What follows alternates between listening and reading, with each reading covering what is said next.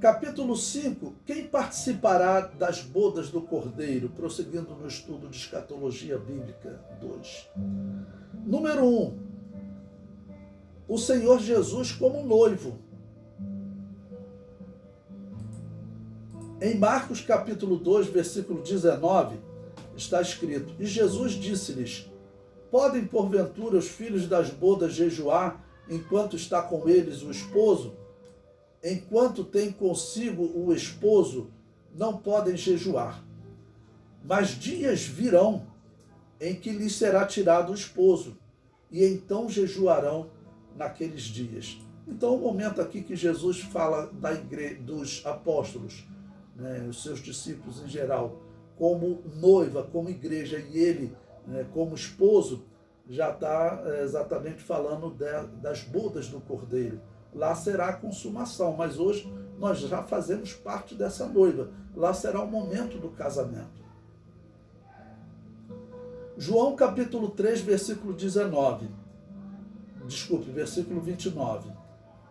Aquele que tem a esposa é o esposo, mas o amigo do esposo que lhe assiste e o ouve, alegra-se muito com a voz do esposo.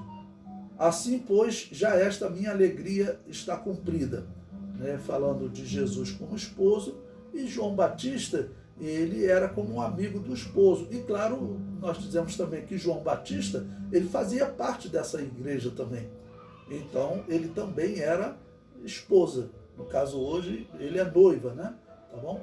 E João Batista, ele era tanto o amigo do esposo, quanto também a noiva.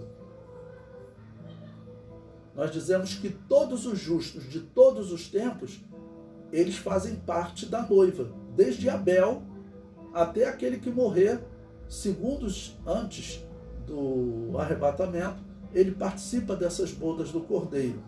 Aquele que, claro, morrer durante a grande tribulação, ele só ressuscita no início do milênio, mas é claro também que ele terá a sua união com Cristo, né? As suas bodas específicas.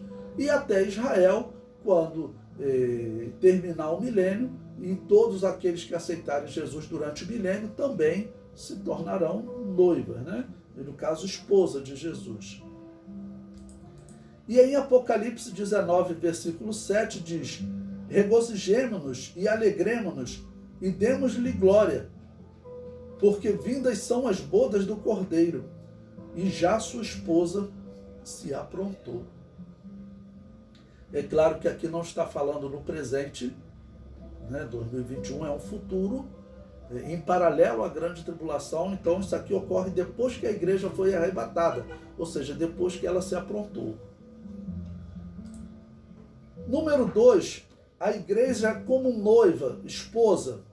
Em 2 Coríntios capítulo 11, versículo 2, o apóstolo Paulo diz: Porque estou zeloso de vós com zelo de Deus, porque vos tenho preparado para vos apresentar como uma virgem pura a um marido, a saber, a Cristo. Bom, é claro que a igreja de Corinto, ela tinha muitos defeitos. O apóstolo Paulo relatou esses defeitos nas cartas. Ela tinha muito defeito.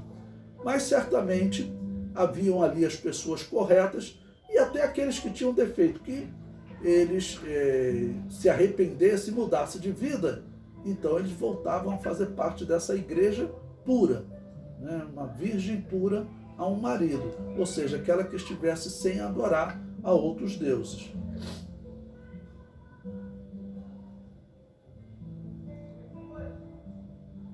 Apocalipse capítulo 21, versículo 9,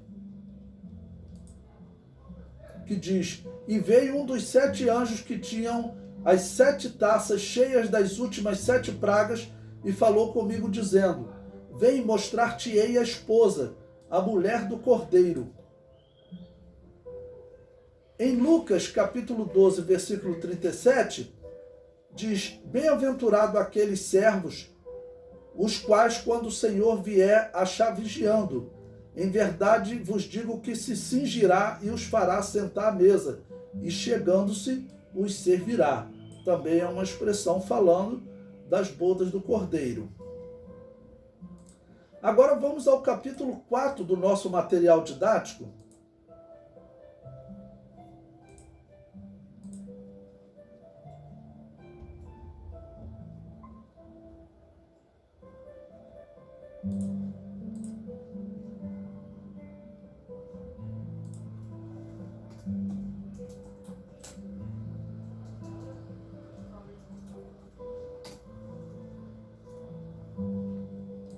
diz o seguinte: os apóstolos, em Lucas capítulo 22, versículo 30, diz: para que comais e bebais a minha mesa no meu reino e vos assenteis sobre tronos, julgando as 12 tribos de Israel.